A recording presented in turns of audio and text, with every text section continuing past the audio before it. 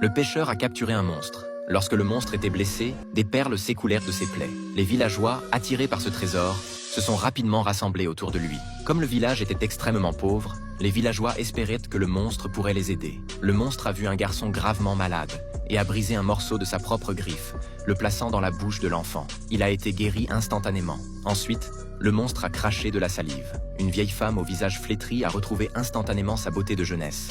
Plus étonnant encore, le monstre pouvait lancer des sorts. Il faisait tomber du ciel des bancs de poissons. Bientôt, la créature fut vénérée comme une divinité. Pour exprimer leur gratitude, les villageois lui ont construit un temple. Il leur suffisait d'offrir quotidiennement de la nourriture pour recevoir un approvisionnement infini de perles. Mais avec le temps, la cupidité des villageois n'a cessé de grandir. Finalement, quelqu'un a tailladé profondément le corps du monstre. Des perles d'or ont jailli comme un torrent. En voyant cela, la foule ne pouvait plus se contenir. Tels des fous, ils se sont jetés sur la créature. Bijoux et or coulaient sans cesse de son corps. Cet être, autrefois vénéré comme un dieu, a été mis en pièces, ne laissant qu'une coquille vide.